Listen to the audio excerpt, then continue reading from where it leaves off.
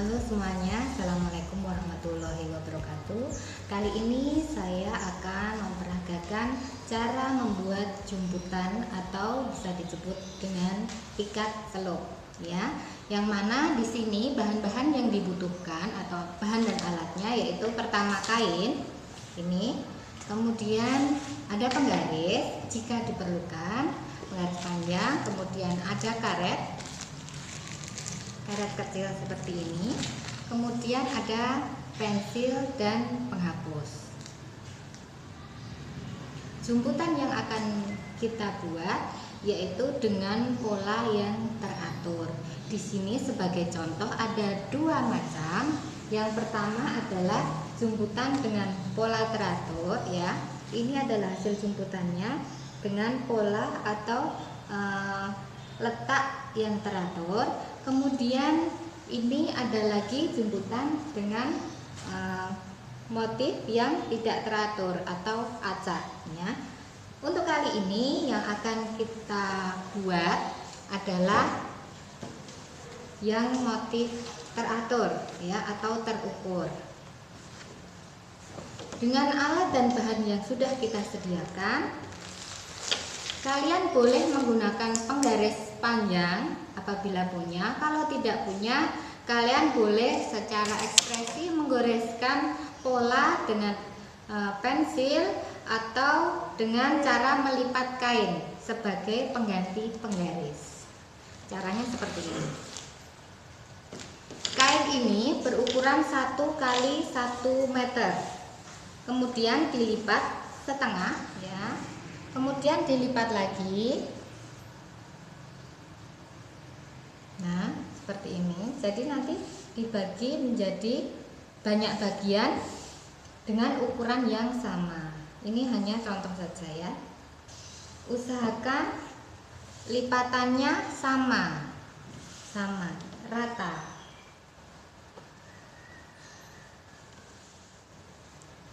Nah, seperti ini langkah pertama. Kemudian ditekan bagian tepinya seperti ini, atau begini juga boleh.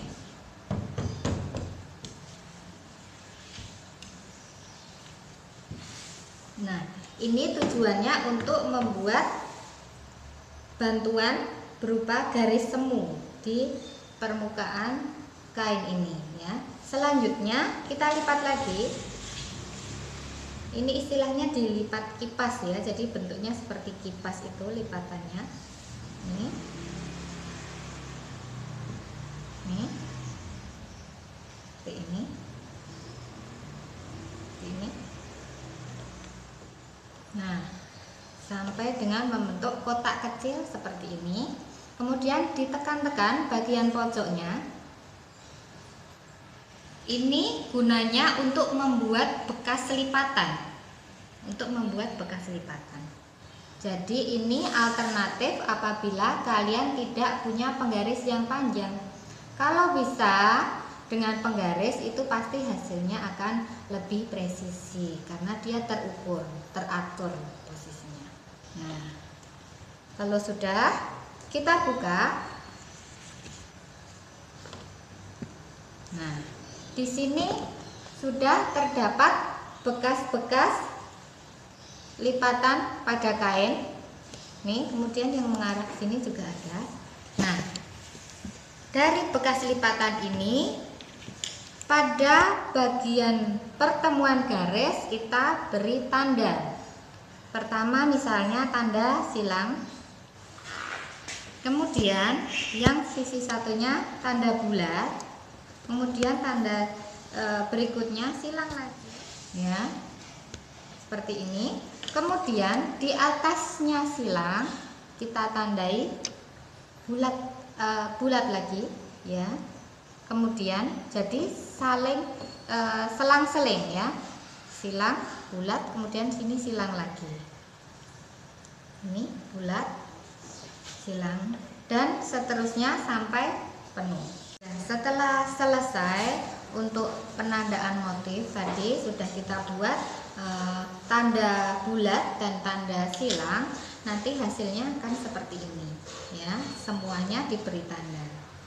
Nah, jika pola yang sudah kita buat berbentuk bulat dan silang, ini kemudian kita jumput ya, dijumput yaitu dengan cara seperti ini. Nah, seperti ini.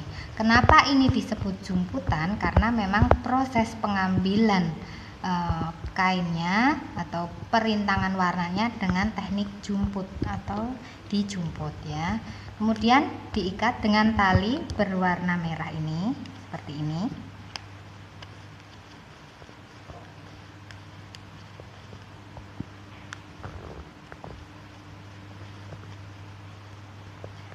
Menalinya harus kuat ya, kuat. Jadi biar warna nanti tidak masuk ke area yang diikat ini. Jadi tali ini tujuannya untuk merintangi warna agar tidak masuk di dalam serat kain yang di area karet ini. Kemudian yang kedua, ini kira-kira 2 cm ya, jaraknya 2 cm. Kemudian yang kedua, kita ikat lagi, ditutup dengan plastik seperti ini ya. Diikat lagi kira-kira 1 cm. Nah, di sini.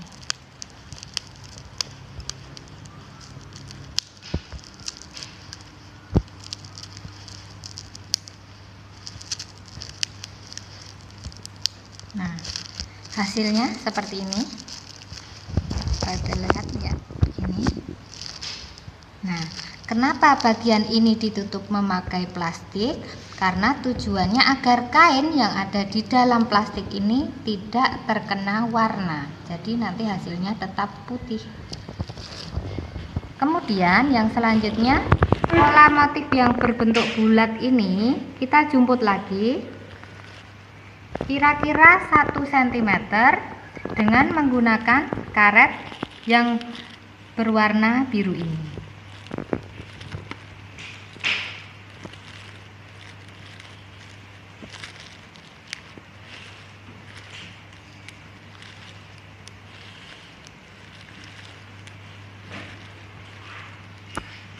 Nah, nanti kita lihat hasilnya akan seperti ini.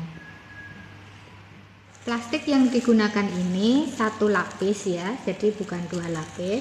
Kemudian apabila sudah selesai pemasangan,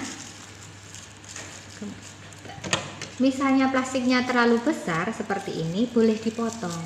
Tetapi hati-hati, jangan sampai pada waktu memotong plastik, jangan sampai terkena kain di bagian dalamnya ini. Jadi potonglah di bagian atas kain. Nah, seperti ini. Jadi plastiknya lebih kecil. Ini juga ada. Nah, sudah hasilnya kita lihat seperti ini. Warnanya selang-seling, merah, biru, merah, biru, merah, biru, dan seterusnya sampai selesai.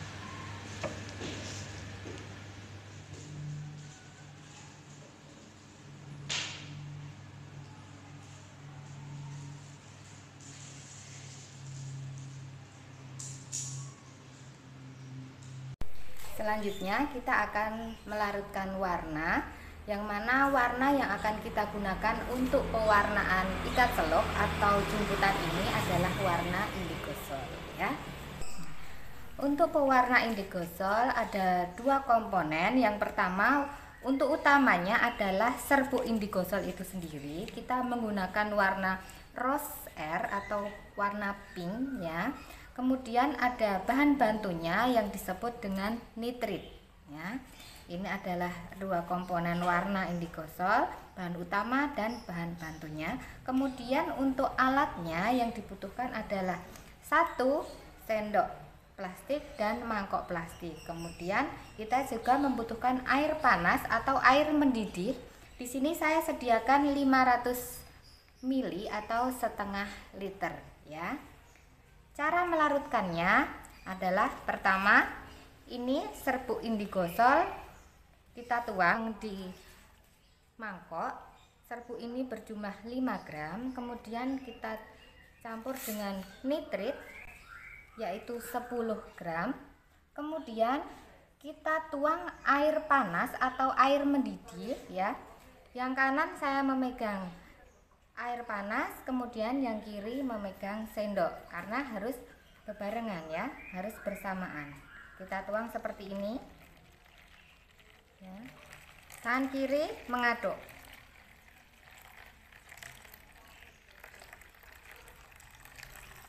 Nah, seperti ini hingga larutan warna ini menjadi bening ya, warnanya bening, jadi tidak keruh. Kalau keruh tandanya itu kurang berhasil atau tidak berhasil. Kalau bening seperti ini sudah benar ya, jadi airnya harus bening. Syaratnya yaitu air yang digunakan untuk melarutkan haruslah air panas yang mendidih. Langkah selanjutnya yaitu pewarnaan kain. Namun sebelum kain ini diwarna, terlebih dahulu kain harus dibasahi, yaitu dengan air biasa yang dicampur dengan TRO atau Turkish Red Oil. Ini seperti serbuk deterjen tetapi tidak menggunakan pemutih atau pewangi. Di sini kita larutkan dengan air kira-kira 2 liter ya, di ember. Kita memakai embernya yang lebar ya. Kita larutkan dulu seperti ini. Jadi caranya hampir seperti melarutkan deterjen ya. Ini agar serbuknya larut merata, kemudian baru diratakan pada air seperti ini. Jadi serbuk putihnya sudah larut semuanya. Selanjutnya kita basahi kain dengan larutan TRO ini, yang mana tujuannya adalah membuka serat kain atau pori-pori kain agar pada waktu pewarnaan nanti kain dapat menyerap warna dengan maksimal. Sekiranya sudah rata dan meresap, kemudian kita tiriskan dahulu.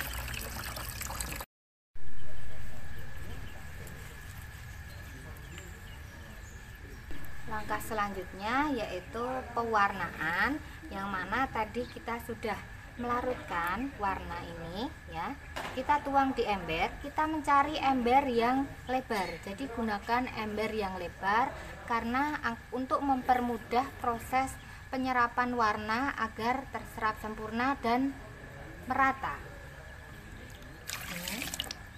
Kemudian tambahkan air biasa ya, kita campur. Selanjutnya pencelupan kain, kita langsung celupkan saja seperti ini. Kemudian kita usap-usap ya di salah satu bagiannya, menyelupnya sedikit demi sedikit seperti ini, kemudian sampai merata di semua sisi. Kita harus benar-benar mengusap setiap bagian sisinya dengan merata dari ujung satu ke ujung yang lain seperti ini. Kita usap-usap, kita sambil direndam kira-kira sekitar 3 sampai 5 menit. Jika sudah, dibalik ya, seperti ini, diusap-usap lagi. Kenapa seperti itu? Karena ini adalah proses membantu penyerapan warna ya. Jadi kalau tidak diusap-usap, tidak dibuka-buka, bisa jadi warna ini tidak terserap dengan rata. Setelah selesai, kiranya sudah rata, kita angkat dan ditiriskan sebentar saja. Kemudian langsung kita jemur di atas permukaan rumput yang panas. Jadi kita harus menjemur di bawah terik matahari langsung, jangan sampai terhalangi oleh bayangan apapun. Kita jemur di atas permukaan rumput sambil ditata seperti ini agar bentuknya tetap membentuk kotak ya. Ditata setiap ujung-ujungnya.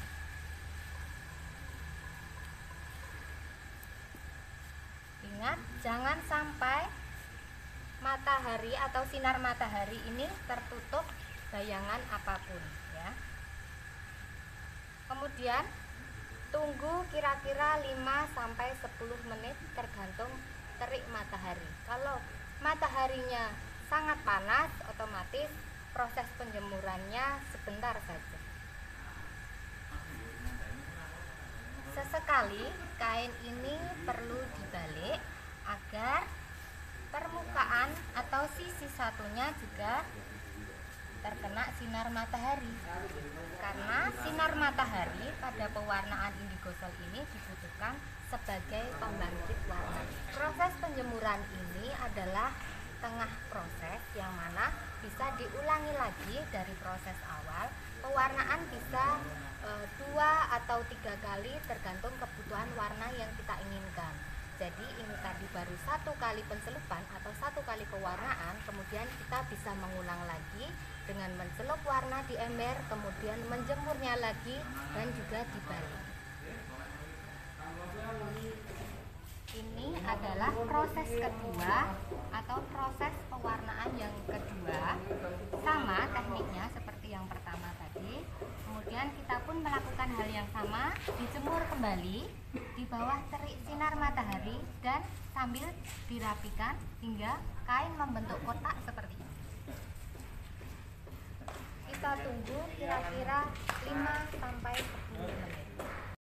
Setelah selesai penjemuran, tahap selanjutnya yaitu penguncian warna ya. Penguncian kain yang sudah diwarna menggunakan HCl ya. Yang dibutuhkan yaitu kira-kira 10 ml yang dicampur dengan air biasa, kira-kira sekitar 3 liter atau sesuai kebutuhan. Kita tuang seperti ini.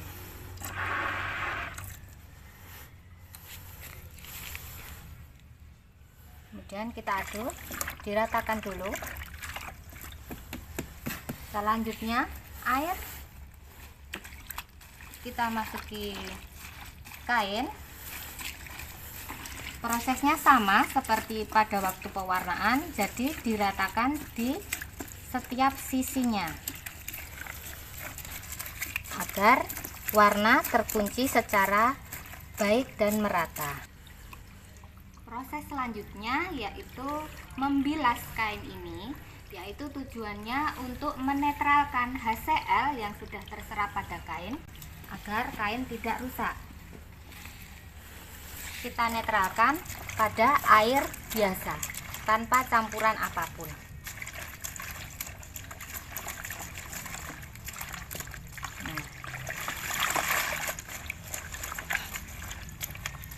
Proses penetralan atau pembilasan ini bisa diulang 1, 2, atau 3 kali sesuai dengan kebutuhan. Setelah itu kita tiriskan dan dikeringkan.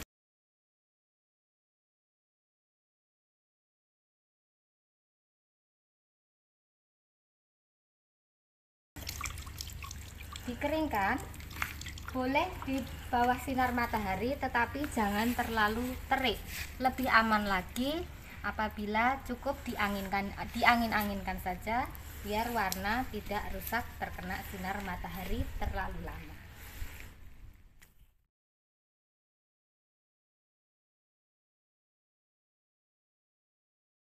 Jemputan untuk pewarnaan yang pertama sudah usai.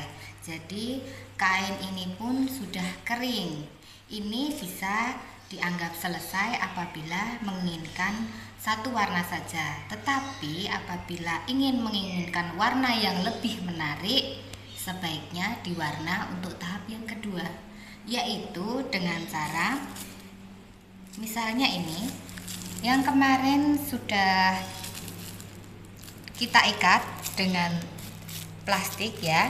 Kita buka ikatannya.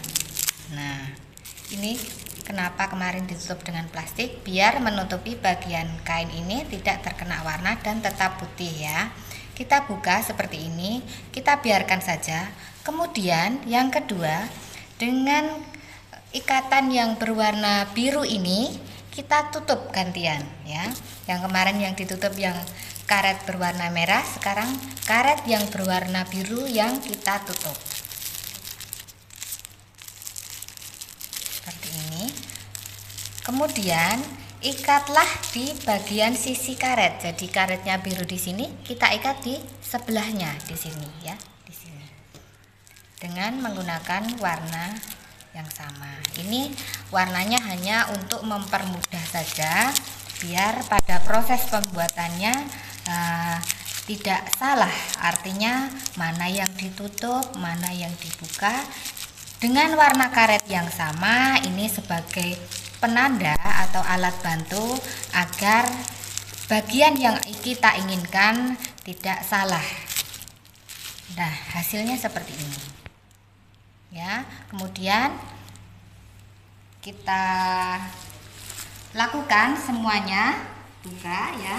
Bagian yang ini kita buka, kemudian bagian yang ini ditutup sampai semuanya selesai. Kemudian lanjut ke tahap pewarnaan yang kedua. Setelah penalian ini selesai semua, kemudian tahap selanjutnya yaitu pewarnaan yang kedua. Nanti akan kita warna biru ya.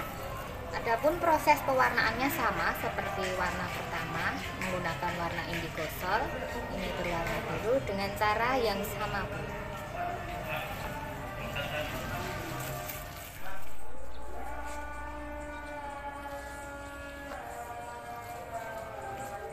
Setelah terpapar sinar matahari, otomatis warna kain akan berubah.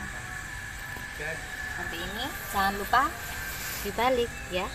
Bagian yang tidak terkena sinar matahari, dia akan bertahan warnanya lebih muda.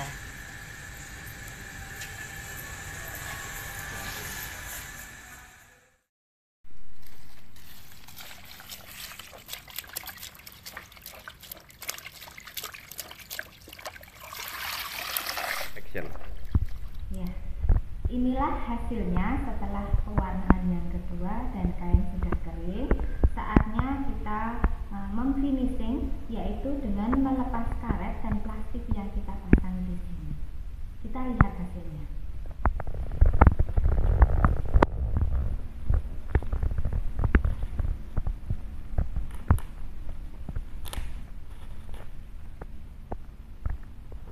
Nah, ini seperti ini.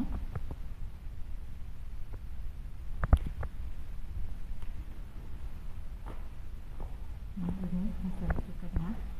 Nah, ini kita selesaikan semua, dilepas sampai selesai.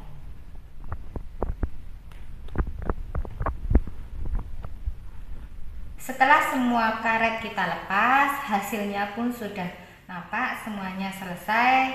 Mari kita lihat seperti ini.